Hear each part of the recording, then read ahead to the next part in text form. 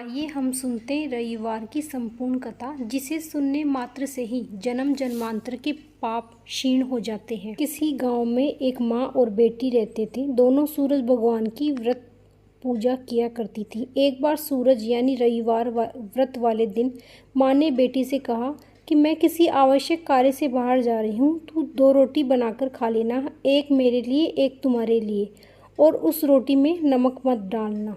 यह कहकर उसकी माँ चली गई और बेटी रोटी बनाने लगी। तभी सूरज भगवान एक साधु बाबा का वेश बनाकर वहाँ आए और भिक्षा मांगने लगे।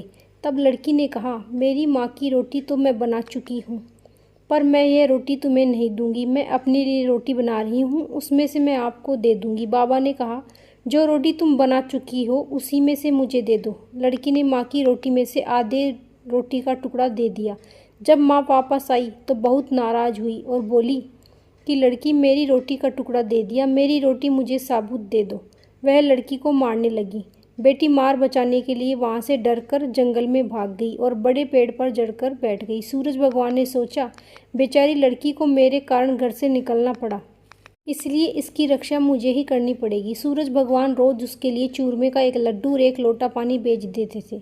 लड़की मजे में खाकर वहाँ बैठी रहती थी। एक दिन एक राजा शिकार करते हुए उधर से निकला। थकान मिटाने के लिए उसी पेड़ के नीचे आराम करने लगा और रुक गया। राजा ने अपने सेवक से कहा, प्यास से जान निकली जा रही है, चुल्लू भर पानी मिल जाता तो प्राण बच। पेड़ पर बैठी लड़की ने यह सुना तो उसने चुल्लू भर पानी डाल दिया। राजा ने पानी पी लिया। राजा ने कहा, अरे सेवक, आधी जान तो बच गई, थोड़ा पानी और मिल जाए तो आधी जान और बच जाएगी। यह सुनकर लड़की ने फिर एक चुल्लू में पानी डाल दिया।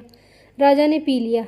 राजा को आश्चर्य हुआ कि उसने सेवक से कहा, ऊपर अवश्य कोई है, तू ऊपर चढ़ और देख कौन है। सेवक ऊपर चढ़ा तो उसे एक लड़की मिली। लड़की ने सेवक से कहा, भैया तुम यह स्वादिष्ट लड्डू खा लो और पानी पी लो, पर वह राजा को मेरे बारे में मत बताना, कह देना कि ऊपर कोई नहीं है।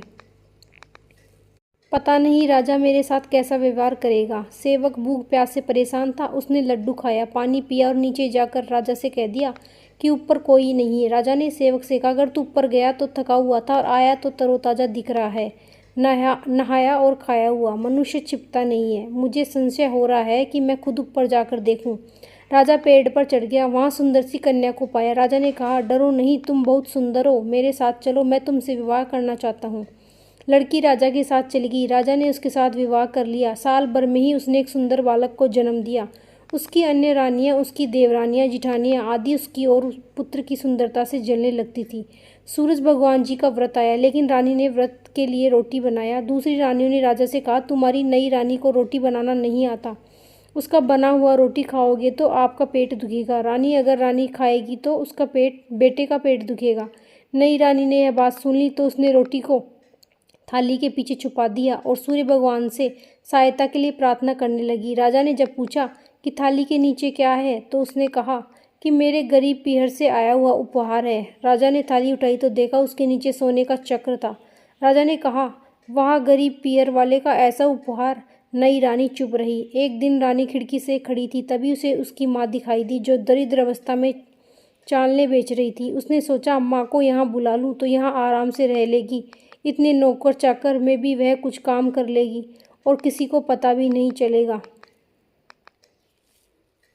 उसने माँ को बुलाया। रानी की माँ आते ही बात दोहराने लगी, हे लड़की, मेरी रोटी का टुकड़ा दे, मेरी रोटी मुझे साबुत दे। रानी ने सोचा, कहीं सबको पता न चल जाए कि मैंने अपनी माँ का इस तरह महल में बुलाया है, मुसीबत हो सकती है। उसने माँ को चुपचाप एक कमरे में रहने को कहा, बाहर से ताला लगा दिया। उसके बाद रानी की देवरानी, जिठानी व अन्य रानियाँ राजा से कहने लगी कि नई रानी का व्यवहार संदेश पैदा करता है। एक औरत महल में घुसी थी, पर वह वापस नहीं निकली। छोटी रानी ने यह सुन लिया। वह सूर्य भगवान से इस विपत्ति से बचने की प्रार्थना करने लगी। राजा ने वहां आकर उस कमरे की चाबी मांगी। राजा ने कमरा खोला तो वहां सोने की एक मूर्ति थी। राजा ने पूछा, यह मूर्ति कहाँ से आई? रानी ने कहा, मेरे गरीब पीहर से उपहार आया है। राजा ने कहा, तुम्हारे गरीब पीहर से इतनी कीमती उपहार आते हैं, मुझे तुम्हारा पीहर देखना है, हम वहाँ चलेंगे। रानी ने फिर सूरज भगवान से मदद मांगी। सूरज भगवान ने कहा कि मैं सवा पहर की व्यवस्था तो कर दूंगा, लेकिन फिर मुझे नगरी में उजाला करने जाना होगा। सूर्य भगवान ने जंगल में माया नगरी बसा दी। महल, झरोखे, बाग बगीचे, रिश्तेदार आदि सब माया से बना दिए। महल की रसोई में कई प्रकार के व्यंजन बन रहे थे। सबसे मिलकर और खा पीकर रानी ने राजा से वापस चलने को कहा। राजा ने कहा, जल्दी क्या है, थोड़ा आराम कर ले। रानी ने बड़ी मुश्किल से राजा को वापस चलने के लिए मना लिया और वे रवाना हो गए। थोड़ी दूर जाने के बाद राजा को ध्यान आया कि उनकी कटार वहीं रह गई है। राजा ने सेवक को कटार लाने को भेज दिया। सेवक वहां गया, देखा कि यहाँ जंगल के सिवा कुछ भी नहीं है। कटार झाड़ी में पड़ी थी। कटार लेकर सेवक आया और उसने यह सब राजा को बताया। राजा को तो पहले से ही शक था। उसने तलवार निकाल ली और गुस्से में आकर रानी से सच बताने को कहा। रानी ने सब कुछ सच कह डाला और सूरज भगवान की कृपा और मदद के बारे में भी बताया। यह सब सुनकर राजा बहुत खुश हुआ और रानी को सूरज रोटी का व्रत अच्छे से करने को कहा। रानी का मान और बढ़ गया। सूरज भगवान जैसा सुख उस लड़की को दिया, वैसा ही सुख यह कहानी कहने वाले सुनने वाले सभी परिवार को देना। सूर्य भगवान की जय। अगर आपको ये कहानी अच्छी लगी हो तो चैनल को लाइक, सब्सक्राइब, कमेंट में जय माता दी जरूर लिखिएगा।